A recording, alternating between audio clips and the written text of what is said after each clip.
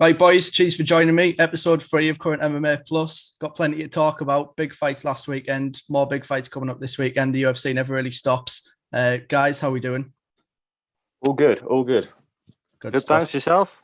Oh, very good, very good. The debut of Jake, I know it's very anticipated. Everyone around the world's been looking forward to this. It's a big deal, so welcome, Jake. Yeah, pleasure to be here. Looking forward to it.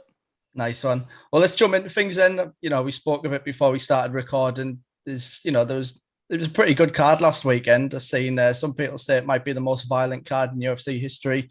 Plenty of finishes. Not many fights went the distance. One of the fights that did go the distance, obviously the main event, which was an absolute banger. So yeah, just pretty stacked card, pretty exciting to be fair. But obviously one main fight to talk about, that main event, Max Holloway versus Yair Rodriguez. Elliot, we're going to start things off for you. Just give me your thoughts on Max Holloway, because he's just something else, and he just keeps showing up and doing it over and over again against anyone that's not named Alexander Volkanovski. What did you think of Max's performance? It was still so good. I think we come to realise how good he is, no matter what the challenge is. Okay, take Volkanovski out of the equation. We kind of always expect him to have a great fight, win or lose now. So I think it's a typical Holloway performance. I think that's credit to Rodriguez, because he really brought it out of Holloway. And I think there's not a lot of emphasis on how good Holloway's chin is. So I'm glad that kind of got pushed out there today. Last week, I should say. Yeah, 100%. Jake, do you agree? Yeah, definitely agree. I think Volkanovski, it's a tough subject because I feel Holloway actually won the second fight. So when it comes into this one, it just shows how good he is compared to Yair Rodriguez, is ranked third, is it? Yeah. And at the minute, it's just there's no one else, and it just shows how. In the first round, I think it was Yair's round, and then I thought he could actually pull something off here, but Holloway just comes out and does what he does and just outclasses him, doesn't he? Yeah, it's almost like a nightmare, because you'd always think with somebody against Holloway, like if you could just maybe get him out there early before he gets in his rhythm, then you're good. But you just can't get him out of there. Just nobody finishes him. Doesn't get submitted. Doesn't get knocked out. No, got submitted very early on in his career on his debut, short notice. Since then, hasn't been finished. He's just an absolute nightmare. But yeah, everybody loves Max Holloway.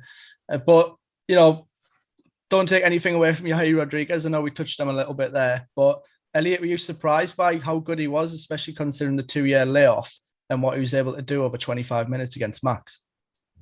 Massively. I don't know about you or anyone else. I just thought it might be a case of Cater 2.0, a severe beating, especially the 2-year layoff.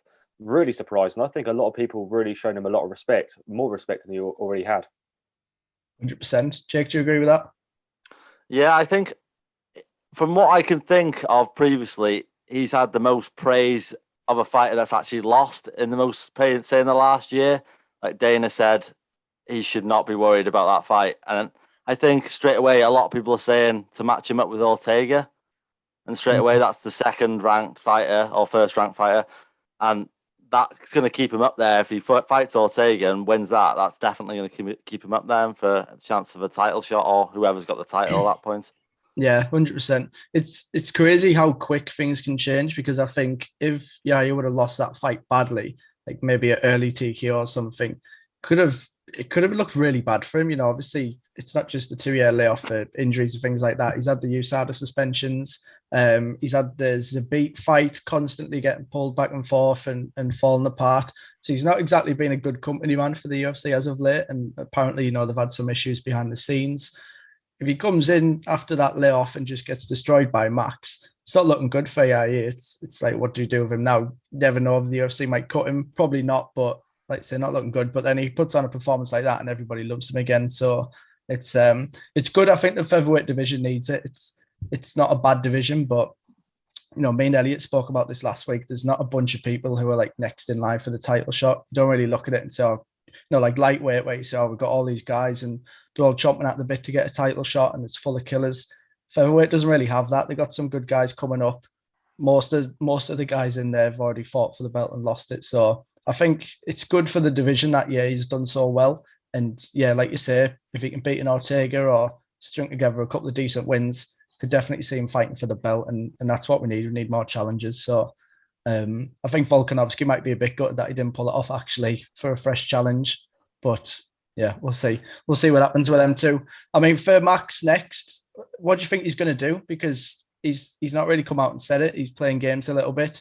Elliot, do you think he's going to stay and fight a third time against Volkanovski, or do you think he should move up and go for a super fight?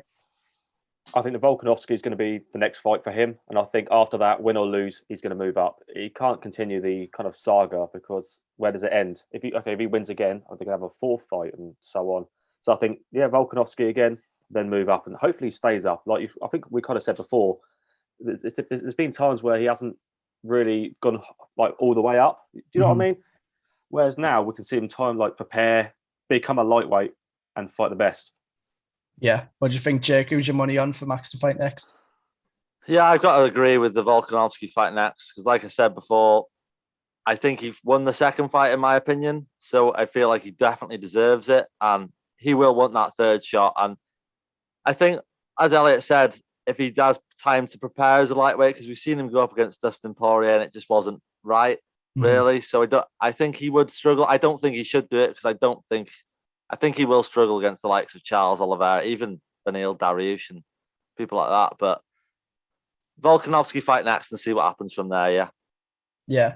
I actually think a little bit of a different way of thinking about this angle is I don't think Max should do it because I think Max, without the belt, let's say if we wanted to fight Volkanovski because we think he's going to win the belt and become champion, I think having that belt would tie him down and restrict his options a lot more. I feel like without that belt, he can just sort of float around and do whatever he wants.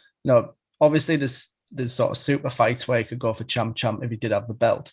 But he's talking about things like Conor McGregor and he's talking about boxing and all these different sort of things. So I actually feel like without the belt, he's a bit more free to say like, well, I'll fight whoever I want basically or do whatever I want. Whereas when you're the champ, you're either defending against the number one contender in that division or you're going up to challenge for another belt.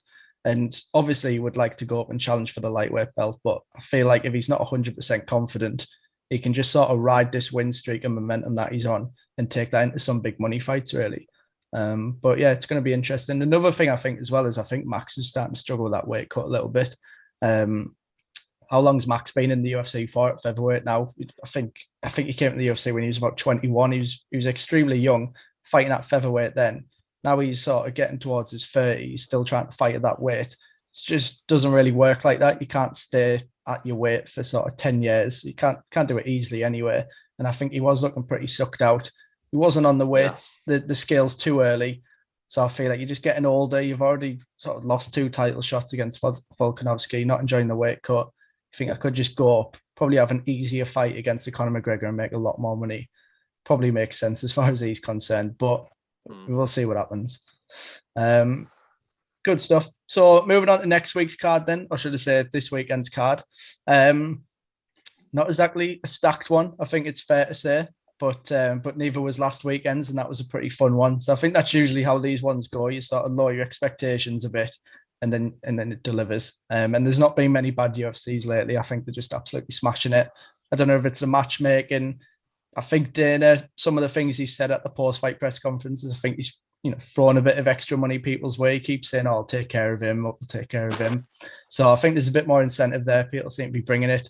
Let's start off with the main event, though. Miesha Tate versus Caitlin Vieira.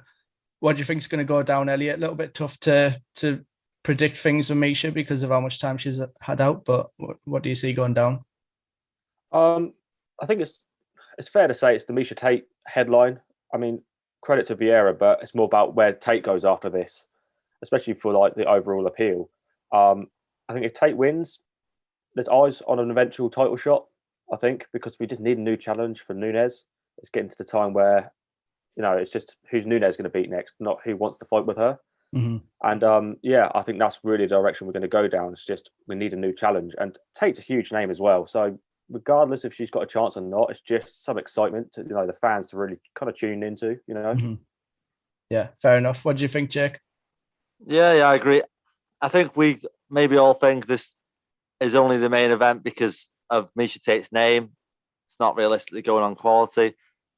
She completely outclassed Marion Reneau when she come back into the fold.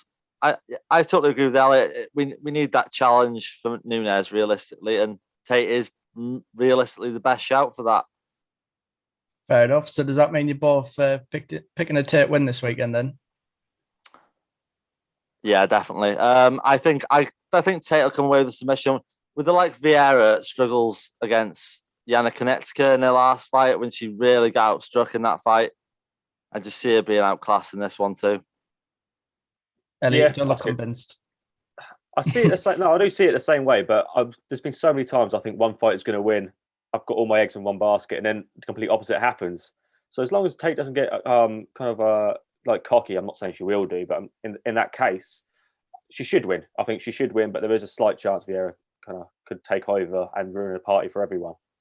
Yeah, I'm going to go against the fold. I'm going to go with Vieira win. I think she's going to hit with some bombs and she's going to do it pretty easily. I think so that's the Mystic Brad prediction. But like I said, not the hugest card in terms of name value, but definitely some fun matchups. Is there anyone else, any other fights that we're really looking forward to that we think are ones to watch out for, Elliot, if we start with you? I kind of want to, it's kind of obvious, but the co-main, I think, is especially good. I think that's gone under the radar, and that was, potentially a main event in itself. And that's Sean Brady versus Michael Chiesa. I think there's going to be a lot of energy in that, especially Chiesa's last fight against Luque, which was actually a really fun fight, regardless of how long it went on for. And Sean Brady's been on a killing spree. I mean, 14-0. I think he recently beat Kevin Lee, that was a great fight in itself. So yeah, I can't wait for this. I really can't wait for that fight. Yeah. Sorry, go on, Jake. I was just going to say, I think that fight is so unpredictable because we've seen Chiesa fight all these names, and then Sean Brady's 14-0 and not fought the most amazing names as of yet. But I think that fight is really one to watch and could be a main event itself. Yeah. Yeah, I think Michael Chiesa is quite a tough one to predict. He's one of them people who sort of like a Michael Johnson type of fighter, where sometimes we really show up and you think, God, this guy's an absolute killer. But then sometimes it's just not really there. He said after his last fight when he got beat by Luque, he said just mentally he wasn't feeling it. And guys like that, I think it's tough to back people like that, because you think, if you haven't shown up before, then what's to guarantee that you're going to show up this time? And someone like Sean Brady, who's, like you say, 14-0, he's going to be full of confidence. He'll be the complete opposite of that. He's not going to be going in there thinking, I don't know if I'm good enough. He's undefeated. He's young. I think he'd be well up for it. But Jake, what are you saying for a fight to watch out for? So I was going to say the Terence McKinney. He's fighting the Frenchman Fares Ziam. Yeah. So as we know, Terence is very vocal on Twitter, and he's actually the underdog in this one, which he doesn't seem to be happy about. But if you've seen that photo of him, he put on his Twitter, actually, it was about his last 7 victories have been in the first round. So I don't think he's gone past 2 minutes and 57 seconds it was. So he clearly loves to knock people out. And Ziam's really tough fighter, got the taller and the height advantage and the reach advantage. So it's I think it's middle of the prelims. So it could be a main card fight. So it really is the one to watch out for, to be honest. It could go all the way, but with McKinney's record, it could easily be ended in the first round. Yeah, 100%. Yeah, we're just releasing another interview with Terence tonight, and he did tell us that he thinks he's going to get it done in the first round. But he actually hinted a little bit, might come out with a submission. Said that coming off a few knockouts in a row, everyone's forgetting that he's a grappler, and he said he's going to mix in his wrestling with his striking and get him out there in the first round. So that'll be interesting. So yeah, definitely looking forward to that one. Good shout. I'm going to go with Adrian Yanez versus Davy Grant. I think that one might as well just put the boxing gloves on. I don't see anything else happening in that fight. I think it's just going to be pure punches left and right.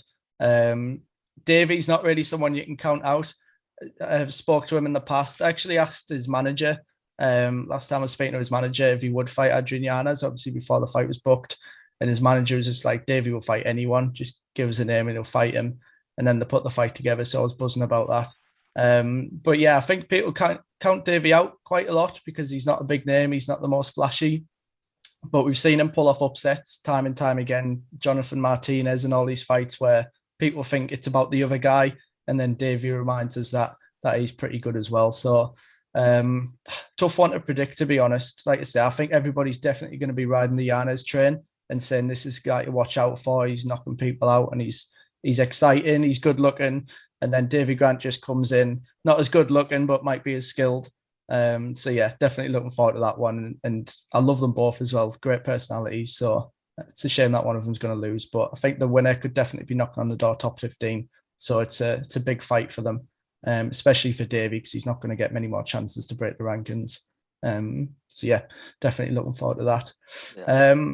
Elliot, make us some money. What we saying? What we got a parlay for this weekend? We have, and we were shortly let down last week because of our Ben Rothwell. He didn't come through. I mean, that was a very dodgy performance. Not necessarily by him, but especially by Herb Dean anyway. So this one I've gone kind of less risky. The odds are a little bit lower even. So I've gone for 4 fights. Gone Yanez win, McKinney to win, Sean Brady to win, and Misha Tate to win. So I think that kind of the names everyone's kind of looked at already.